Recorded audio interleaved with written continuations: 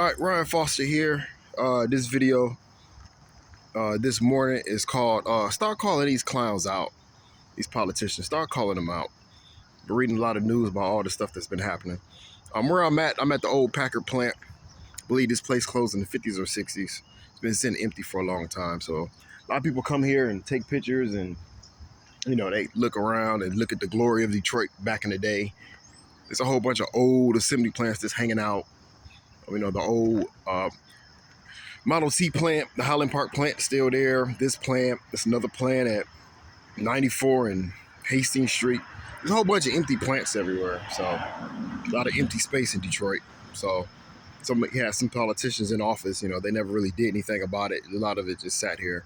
A lot of other cities, they have issues with their city, but Detroit, back in the day before 1970, you had like 10 to 15 auto plants. They only got like 3 or 4 plants left in the city. So a lot of old plants hanging out, a lot of open spaces. So, but the video, like I said, is called Calling These Politicians Out.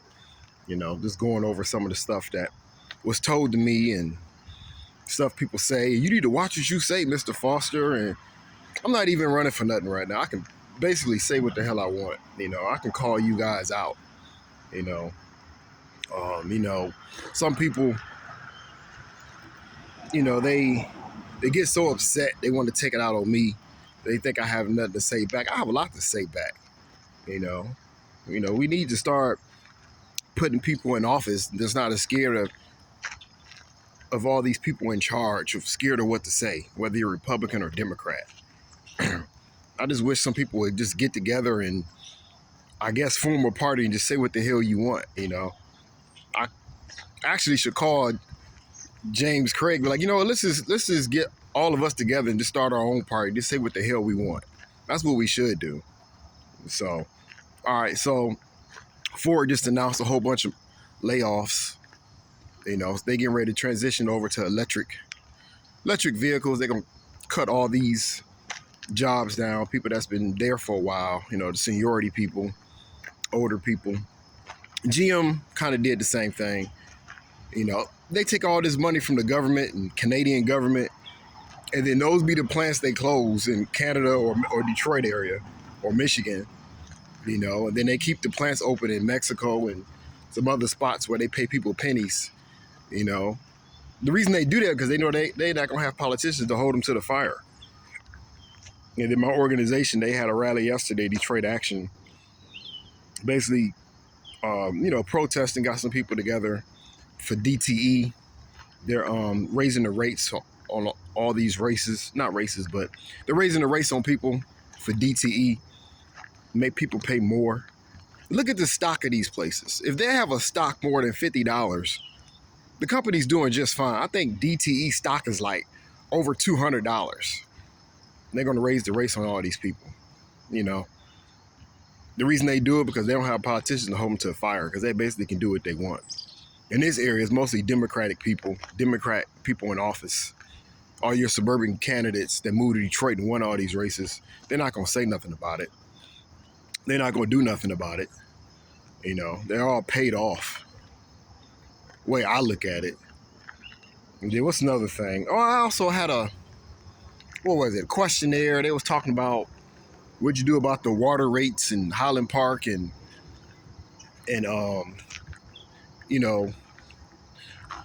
they can't pay their water bill, and what would you do about it? This is for Republicans. If you got some entities or you got some areas and they can't afford something, cut it off. It's that simple. If Highland Park or any other city government or whatever, they can't afford something, stop subsidizing it and doing millages and trying to cut the crap off. If they don't want to pay it, cut it off. I think it's the same as police work. You guys want to protest the police and protest this, protest that, pull them out. Put the police where they want to be at. They don't want to be you don't want police in your area, take them out. So if they get shot or stabbed, that's on them. That's for Republicans. You can use that. How about that? So, but yeah, you got to start calling these politicians out. I get upset You know, I do all these hard jobs. I do the police jobs and work in corrections and work in teaching, working not in the suburban schools, inner city schools, high school, by the way. You know, I have to deal with these principals that's basically hitting these kids with Nerf bats, keep passing them along, don't want to do nothing about it, don't want to say nothing. Let these kids stay on their phone all day, act crazy. And then I'm the only one that's sitting there trying to discipline these kids and assign them homework where they should do it. And this punk principal I had to deal with want to shield them all the damn time. You know, the reason why you have all the systems messed up right now with all these kids coming out of school, they can't do nothing. They don't know nothing. Math, science, and what? English, they can't even basically spell.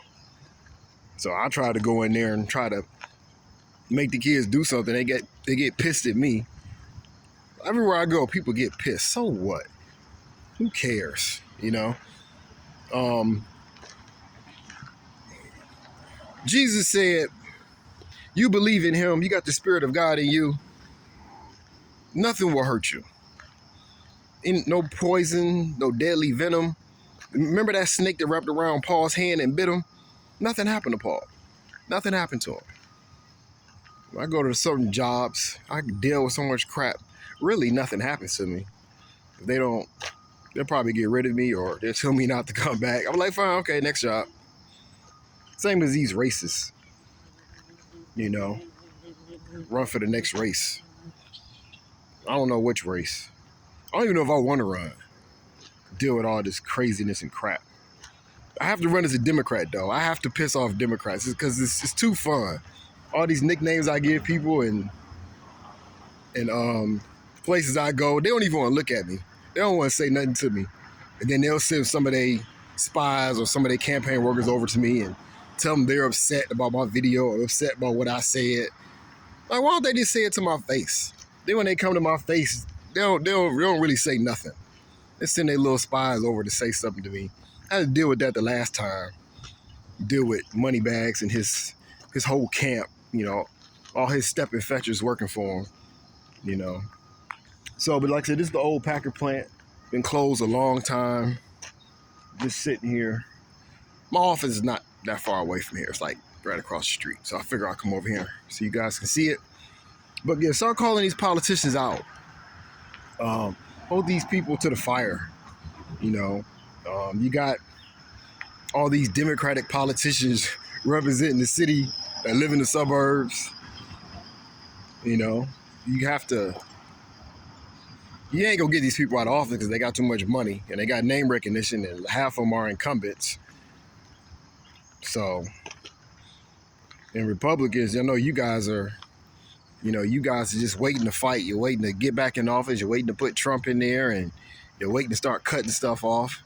You got two battles. I see it right now. I can see the battlefield right now. You got two battles ready to fight each other. You got the Republicans on one side, you know, they talking crazy, acting crazy, Trump leading them. And then you got the Democrats on one side. They got their pride flag holding up, you know, and all of them from the suburbs. They're getting ready to fight each other. So I'm just in the middle there, like Bill Clinton. Bill Clinton was in the middle, and just watching these guys getting ready to fight. So you got about 75 days left into the midterm general election. These guys getting ready to fight. You know what? Last thing I will say. You know what General Jackson did after he lost his first presidential race in 1824? After Quincy Adams stole the election, Andrew Jackson was upset because he lost that race because they cheated him. He actually won the race, but they sent the vote to the House because he didn't get a 50%. He didn't get a 50% majority. So the House voted for the president, and Quincy Adams won the presidency, and the guy that was over the House, he became vice president. And Jackson said, "This is a corrupt bargain. Like, this is a mess. I won the race. How in the hell am I not president or at least vice president?" So what did he do? Because they called him a jackass. He started his own party. And he had a donkey representing his party. He said, "Y'all say I'm a jackass? Okay, let's go." That's exactly what he did. He started his own party. That was the start of his Democratic Party. Him and Van Buren. Van Buren became the 8th president. That was the start of politics. You know, the kitchen table cabinet. You know, he got all his friends together and said, I don't know how to do the job, but that's all right, but you part of me. You're my crew. I'm putting you in this position. I'm putting you in this position. That was Jackson. He lost that race. Just put a fire under him. I mean, he put a fire under people that don't have nothing. They can't win elections because they don't have any money. They don't have any name recognition. They need to go out and start representing the areas. That's what you need to do. And so, last thing I will say is, you know,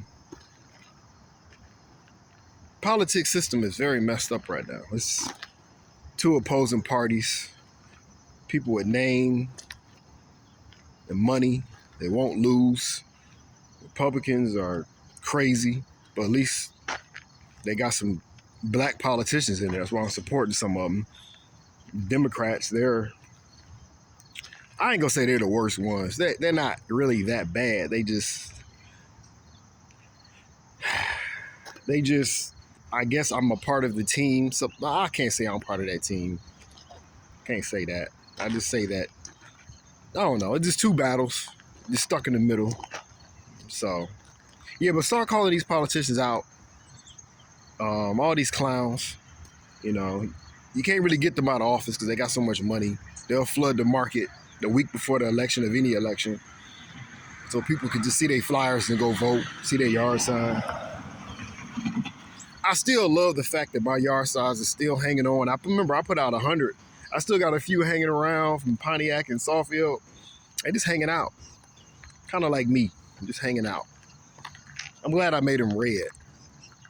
That just pisses people off. I love it. I'm a rebel. I love it. Like John Adams is a rebel. All right, so this is Ryan Foster. Start calling these politicians out, all these clowns, and I'll look for you in the next video.